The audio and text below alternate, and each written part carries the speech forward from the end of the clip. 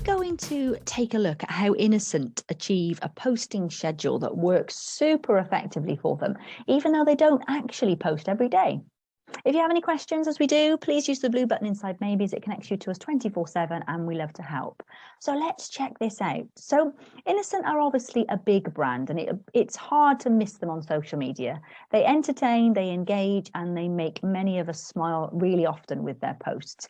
But what they do so well is they entertain through quality content. They stick to a consistent posting schedule and they spend as much time replying to comments on their posts as they do posting great content. And that's really important and it works really well. They don't even directly promote their products really.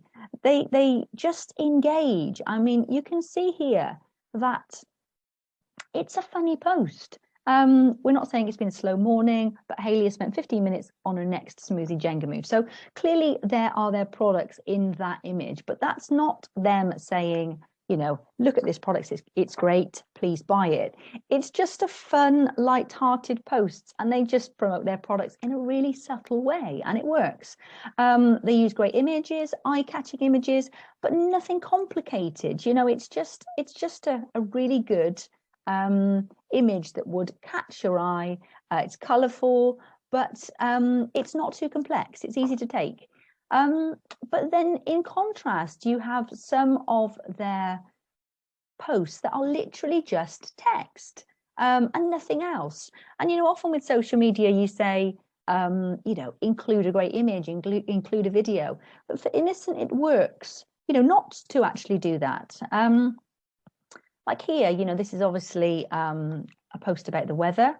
But you can see as you go down here, they have spent just as much, if not more, time engaging with comments on that post as they have obviously, you know, generating the post in the first place. So that's really important. But the other thing that stands out on their feed is, as you scroll down,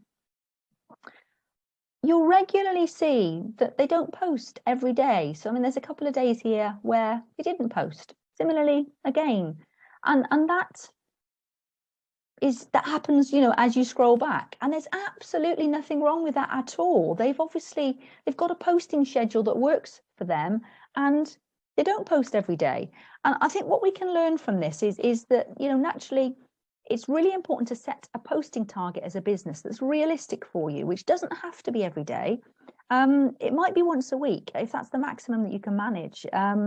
But it's important to play around with times that you post, play around with the days that you post, and obviously find a posting schedule that works for you, that gets you the most engagement. So you might find that if you post 3 times a week, one of those posts is on a Friday lunchtime, because that's when you found that you get most engagement. And then if you continue to post at that time, your followers will get used to hearing from you at that time.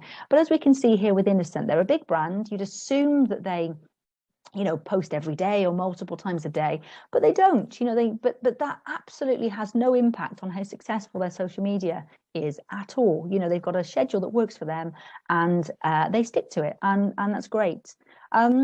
So, you know, that's a key learning really, is find a schedule that works for you, but also play around with those times, find times that work for you, but then spend an equal amount of time engaging on your posts and engaging with people that comment on your posts as you do actually posting content in the first place. So let's have a look how Maybe can actually help you with this.